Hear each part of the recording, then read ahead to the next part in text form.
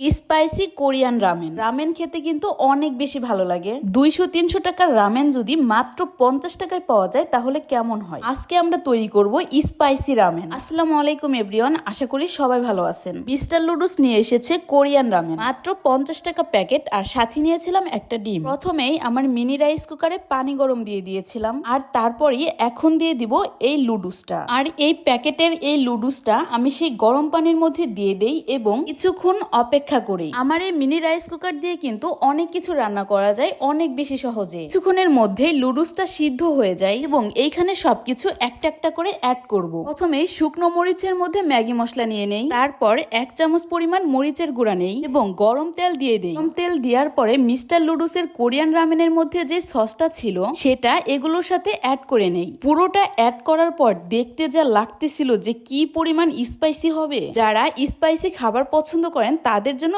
Best একটা খাবার। মাত্র 50 টাকার মধ্যে এত সুন্দর এবং মজাদার কোরিয়ান রামেন। যখন অ্যাড করতেছিলাম তখন দেখে যেন জিভে জল এসে গেছে। রুসের মধ্যে আমি হালকা একটু পানি পানি রেখেছিলাম, কেননা এইভাবে খেতে আমার কাছে অনেক বেশি মজা লাগে। ডিম আমি আগে থেকে সেদ্ধ করে রেখেছিলাম, ভেজে নেইনি, শুধু সিদ্ধই করেছি, কেননা এইভাবেই আমি খেতে অনেক বেশি পছন্দ করি। তারপরে ডিমটাও এই রামেনের মধ্যে দিয়ে দেই। দেখতে কিন্তু খাবারটা অনেক বেশি লোভনীয় লাগছে, খেতেও কিন্তু অনেক বেশি মজা হয়েছিল। মিস্টার লুডুসের কোরিয়ান রামেন কে কে পছন্দ করেন অবশ্যই কমেন্ট করে জানাবেন। ডিম দিয়ে এই রামেন খেতে অনেক বেশি ভালো লেগেছে। খাবারটা কিন্তু দেখতে যতটা লোভনীয় ছিল, খেতেও কিন্তু অনেক বেশি মজা ছিল। বিকেলবেলা অথবা সন্ধ্যায় নাস্তা হিসেবে এই রামেনটা কিন্তু রাখতে পারেন। মাত্র 50 টাকার মধ্যে মজাদার রামেন। সত্যি বলতে দেখতে যতটা লোভনীয় ছিল, খেতেও কিন্তু অনেক বেশি মজা ছিল। আর যারা ঝাল পছন্দ করেন তাদের জন্য বেস্ট একটা খাবার। এরকম ভিডিও পেতে চাইলে আমার পেজটি ফলো দিয়ে রাখুন। ভিডিও ভালো লাগলে লাইক